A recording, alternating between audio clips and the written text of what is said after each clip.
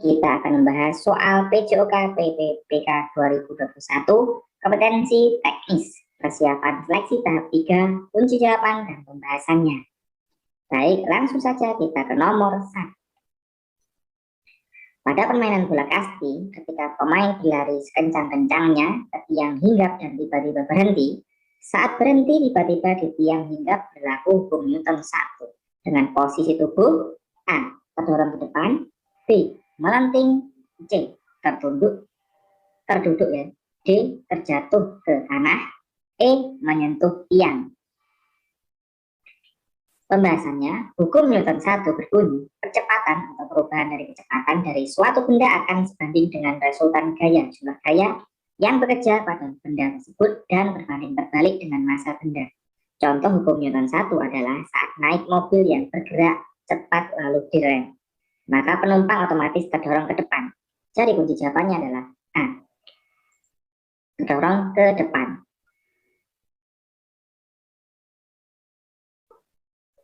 Nomor 2. Pada saat bermain kasti, pemukul pertama berlari memukul bola dengan benar dan dapat berlari ke tiang hinggap 1 dan berhenti menunggu kesempatan untuk berlari ke tiang hinggap 2. Setelah kawan yang lain memukul pelari pertama berlari ke tiang hinggap 2 dan langsung dapat kembali ke ruang bebas dengan selamat diikuti oleh kawan setim di belakangnya. Berapa poin yang didapat oleh pemukul pertama dan ke pemukul berapa pemain pertama bisa sampai ke ruang bebas? A. Poin 1 dan dari pemukul kedua, B. Poin 1 dan dari pemukul ketiga, C. Poin 2 dan dari pemukul kedua, D. Poin 3 dan dari pemukul ketiga, E. Poin 2 dan dari pemukul ketiga. Pembahasannya, poin yang didapat oleh pemukul pertama adalah 1 poin. Sedangkan dari pemukul kedua, pemain pertama bisa sampai ke ruang bebas. Jadi dari pemukul kedua. Jadi jawabannya adalah A. Poin 1 dan dari pemukul kedua.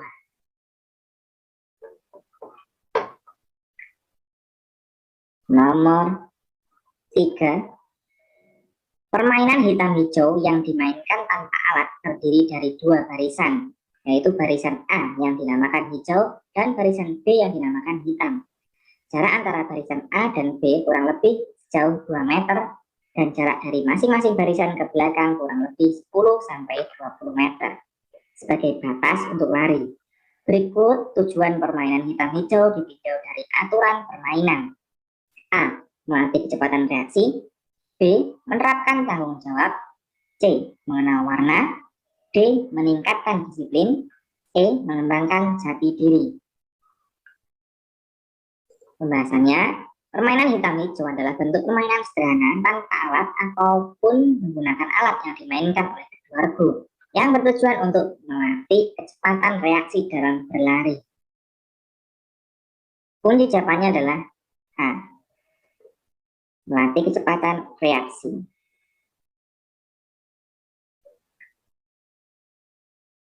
Nomor 4. PJOK merupakan media untuk mendorong pertumbuhan fisik, perkembangan psikis, keterampilan motorik, pengetahuan dan penalaran, penghayatan nilai-nilai, sikap mental, emosional, sportivitas, spiritual, sosial, serta pembiasaan pola hidup sehat yang bermuara untuk merangsang A. Pertumbuhan dan perkembangan kualitas diri dan lingkungan seimbang, B. Pertumbuhan dan perkembangan kualitas fisik dan psikis yang seimbang, C. Pertumbuhan dan perkembangan kualitas dinamik dan dinamis seimbang, D. Pengetahuan yang mempelajari tingkah laku manusia atau peserta didik baik sebagai individu maupun dalam hubungannya dengan teman. E. Pertumbuhan dan perkembangan kualitas peserta didik dan bangunan seimbang. Pembahasannya, yang dimaksud dengan pola hidup sehat adalah gaya hidup yang memperhatikan semua aspek kondisi kesehatan seseorang. Tak hanya soal makanan, tapi juga kebiasaan orang itu dalam berolahraga dan menjalani gaya hidup. Pembiasaan pola hidup sehat untuk merangsang pertumbuhan dan perkembangan kualitas fisik dan psikis yang seimbang. Jadi jawabannya adalah B. Pertumbuhan dan perkembangan kualitas fisik dan psikis yang seimbang. Nomor 5. Pada pembelajaran aktivitas 6 berdiri satu kaki, salah satu peserta didik mengalami kesulitan dalam melakukan posisi tersebut. Namun, ia terus mencoba sampai akhirnya mampu melakukan gerakan tersebut. Kondisi psikologis yang ditunjukkan oleh peserta didik tersebut adalah A. Kepercayaan diri, B. Percaya diri, C. Tanggung jawab, D. Pantang menyerah, E. Motivasi tinggi. Pembahasannya, menurut Damayanti 2012, bagi seorang atlet, sikap pantang menyerah adalah sikap yang tidak mudah patah semangat dalam menghadapi berbagai rintangan. Selalu bekerja keras untuk mewujudkan tujuan. Menganggap rintangan atau hambatan selalu ada dalam setiap kegiatan yang harus dihadapi. Kunci jawabannya adalah D. Pantang menyerah. Nomor 6. Kajian penting psikologi olahraga dalam pendidikan jasmani salah satunya adalah tentang motivasi. Terdapat beberapa teknik yang dapat dilakukan guru untuk meningkatkan motivasi belajar peserta didiknya. Memberikan pujian, memberi koreksi, dan sugesti. Memberi petunjuk atau arahan adalah contoh memberi motivasi dengan teknik A. Verbal, B. Intensif, C. Supervise, D. Citra mental, E. Behavior. Pembahasannya, penguatan verbal adalah penguatan yang diungkapkan dengan kata-kata, baik pujian dan penghargaan atau kata-kata koreksi. Melalui kata-kata itu, siswa akan merasa puas dan terdorong untuk lebih aktif belajar. Kunci jawabannya adalah A. Verbal. Nomor 7. Pemilihan gaya mengajar menurut Moston lebih berupa sebuah kontinu dengan spektrum gaya yang didasarkan pada jumlah pembuatan keputusan yang diberikan guru pada peserta didik. Ketika peserta didik menentukan kekurangan dan mencoba memperbaiki dirinya, gaya mengajar yang digunakan adalah A. Komando, B. Infusi, C. Menilai diri sendiri, D. Berbalasan, E. Latihan. Pembahasannya, self-assessment. Itulah istilah karenanya yang digunakan untuk memberikan peluang untuk menilai diri sendiri. Menilai seberapa jauh seseorang mencapai target, seberapa jauh progres menuju pencapaian tertentu, apa yang sudah dilakukan untuk menjalankan komitmen tertentu. Kunci jawabannya adalah C. Menilai diri sendiri, self-check style, self-assessment. Nomor 8. Guru menentukan tugas pembelajaran dengan target atau kriteria yang berbeda-beda tingkat kesulitannya untuk masing-masing peserta didik. Peserta didik diberi keluasan untuk menentukan tingkat kesulitan dari tugas mana yang sesuai dengan kemampuannya. Gaya mengajar tersebut adalah A. Infusi, B. Berbalasan, C. Komando, D. Menilai diri sendiri, E. Latihan. Pembahasannya, tugas dalam inklusi dirancang dengan beberapa tingkat kesulitan antara entry sehingga inklusi terus-menerus dan partisipasi dapat terjadi. Peserta didik mensurvei pilihan, memilih tingkat kesulitan awal, berlatih, menyesuaikan pilihan tingkat jika perlu, dan menilai diri sendiri, kinerja berdasarkan kriteria yang telah disiapkan. Jadi kunci jawabannya adalah A. Inklusi. Nomor 9. Pada pembelajaran kebugaran jasmani, guru menggunakan model problem based learning. Pada tahapan pengumpulan informasi dan data, berikut contoh pernyataan yang tepat. A. Guru memperhatikan dan langsung memperbaiki gerakan-gerakan latihan kekuatan otot yang sedang dipraktikkan peserta didik. B. Peserta didik menemukan solusi penyelesaian masalah dari kesalahan gerakan-gerakan latihan kekuatan otot yang mereka lakukan secara sendiri-sendiri. C. Peserta didik menetapkan solusi penyelesaian masalah dari kesalahan gerakan-gerakan latihan kekuatan otot yang mereka lakukan. D. Guru menanyakan kepada peserta didik tentang kesalahan yang sering mereka lakukan pada saat melakukan gerakan latihan tersebut. E. Peserta didik mempraktikkan gerakan-gerakan latihan kekuatan otot secara berpasangan sesuai dengan lambar kerja yang ditentukan oleh guru. Pembahasannya, mode problem based learning PBL merupakan pembelajaran yang menghadapkan siswa pada masalah dunia nyata, real world. Untuk memulai pembelajaran, masalah diberikan kepada siswa sebelum siswa mempelajari konsep atau materi yang berkenaan dengan masalah yang harus dipecahkan. Dengan demikian, untuk memecahkan masalah tersebut, siswa akan mengetahui bahwa mereka membutuhkan pengetahuan baru yang harus dipelajari untuk memecahkan masalah yang diberikan. Kunci jawabannya adalah E.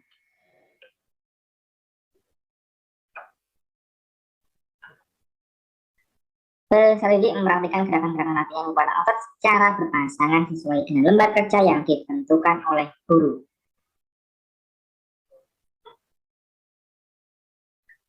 Nomor 10, assessment for learning dilakukan selama proses pembelajaran berlangsung dan biasanya digunakan sebagai dasar untuk melakukan perbaikan proses belajar mengajar. Berikut pernyataan yang tepat dalam melakukan assessment for learning adalah A.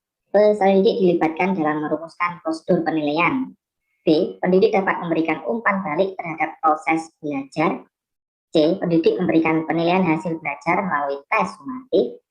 D. Pendidik melibatkan peserta didik dalam proses penilaian proses. E. Peserta didik memiliki pengalaman belajar menilai dirinya sendiri.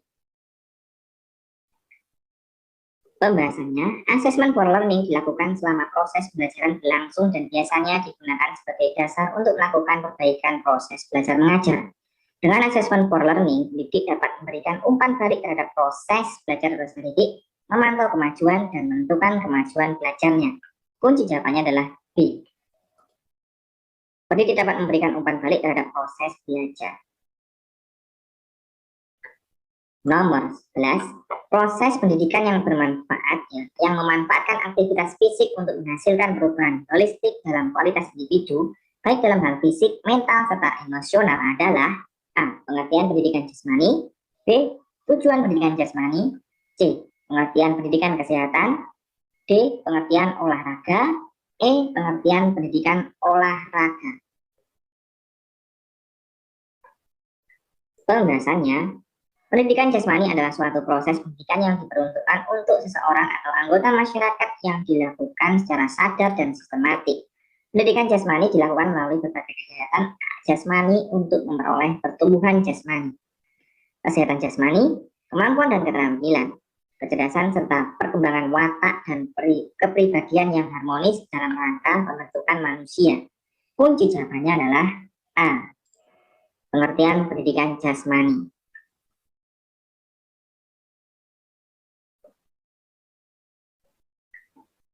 Nomor 12, beban belajar di sekolah dalam masa pandemi COVID-19 memberikan dampak pada kurang bergeraknya peserta didik.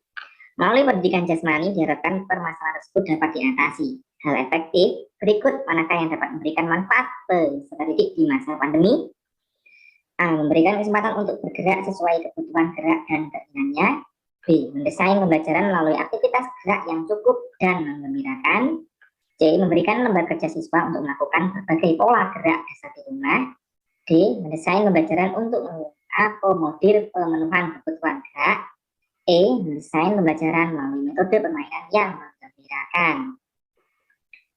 Pembahasannya, di masa pandemi COVID-19, pembelajaran harus didesain sedemikian rupa melalui aktivitas gerak yang cukup dan menggembirakan.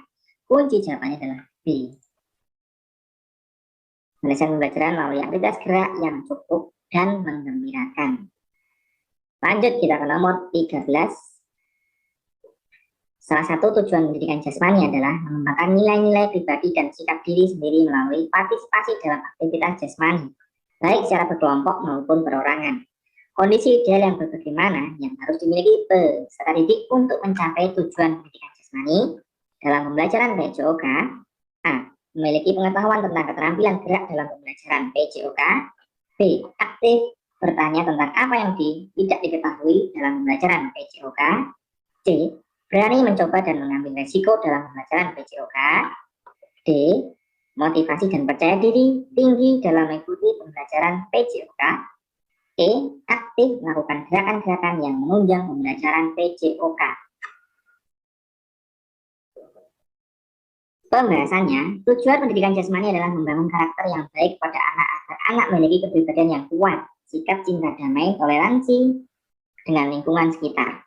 Kemudian untuk membangkitkan sikap sportif, jujur, disiplin, bertanggung jawab, kerja sama, percaya diri, dan demokratis melalui aktivitas jasmani. Peserta didik harus memiliki motivasi dan percaya diri tinggi dalam mengikuti pembelajaran untuk mencapai tujuan pendidikan jasmani dalam pembelajaran PJOK? Kunci jawabannya adalah D. Motivasi dan percaya diri tinggi dalam mengikuti pembelajaran PJOK. Nomor 14. Gaya bebas merupakan gambaran gaya berenang tercepat dengan posisi telungkup sambil meluncur santai kemudian terlihat bergerak dengan cepat. Secara berurutan, pola gerakan yang benar dalam melakukan gaya bebas adalah sebagai berikut. A. Gerakan mengayuh tangan, gerakan mengayuh kaki, pernafasan, dan koordinasi tangan kaki. B. Gerakan mengayuh kaki, gerakan mengayuh tangan, koordinasi tangan, kaki, dan pernafasan. C. Pernafasan, koordinasi tangan kaki, gerakan mengayun kaki, dan gerakan mengayun tangan. D. Koordinasi tangan kaki, gerakan mengayuh kaki, gerakan mengayuh tangan, dan pernafasan. E. Gerakan mengayun kaki, koordinasi tangan kaki, mengayuh tangan, dan pernafasan. Kunci jawabannya adalah 1. Posisi badan seperti telungkup, perut dan dada menghadap ke lantai kolam renang, gerakan kaki ke atas dan ke bawah seperti mengepak. 2. Di saat yang sama, gerakan lengan kanan dan kiri secara bergantian dalam gerak mirip kincir angin. Dorong tubuh ke depan dengan kecepatan sedang. 3. Gerakan pernafasan pada renang bebas dilakukan dengan memutar kepala ke salah satu arah hingga mulut keluar dari permukaan air. Jadi, kunci jawabannya adalah B. Gerakan mengayun kaki, gerakan mengayun tangan, koordinasi tangan, kaki, dan pernafasan. Nomor 15. Pada usia tertentu, seorang anak mengalami tahap perkembangan yang berbeda-beda. Rentang usia 2-7 tahun terdiri 3 tahap perkembangan yang merupakan sub perkembangan gerak dasar sebagai berikut. A. Tahap perkematangan, tahap dasar, tahap pengenalan. B. Tahap dasar, tahap pengenalan, tahap kematangan. C. Tahap pengenalan, tahap kematangan, tahap dasar. D. Tahap pengenalan, tahap dasar, tahap kematangan. E. Tahap dasar, tahap kematangan, tahap pengenalan. Pembahasannya, periode 2-7 tahun, selama usia 2-7 tahun, anak memasuki tahap perkembangan praoperasional. Pada tahap ini, anak sudah mulai bisa menerima rangsangan walaupun masih terbatas. Anak juga masih tergolong egosentris karena masih merasa kesulitan memahami sudut pandang orang lain. Namun, kemampuan bahasa dan komunikasi anak sudah mengalami perkembangan, sehingga membantunya dalam menyampaikan keinginan dan kebutuhannya. Tidak hanya itu, pada tahap ini juga biasanya anak sudah bisa melakukan klasifikasi. Klasifikasi objek berdasarkan ciri tertentu. Misalnya mengumpulkan mainan berwarna hijau. Aspek perkembangan motorik kasar juga cukup signifikan pada usia 2-7 tahun ini, terutama pada usia 4-5 tahun. Perkembangannya ditandai dengan anak yang semakin aktif, bergerak, berlarian, atau melompat. Idealnya, semakin bertambahnya usia anak, maka anak bisa meningkatkan kemampuan untuk menjelaskan gerakan tubuh. Kunci jawabannya adalah D. Tahapan pengenalan, tahapan dasar, tahapan kematangan. Sampai di sini dulu latihan soal kali ini. Semoga bermanfaat Bapak Ibu, dan sampai jumpa di video berikutnya. Mohon maaf bila ada salah kata, silakan ada koreksi, sampaikan di kolom komentar. Terima kasih, saya akhiri. Wassalamualaikum warahmatullahi wabarakatuh. Jangan lupa di subscribe, like, dan share. Oke, terima kasih.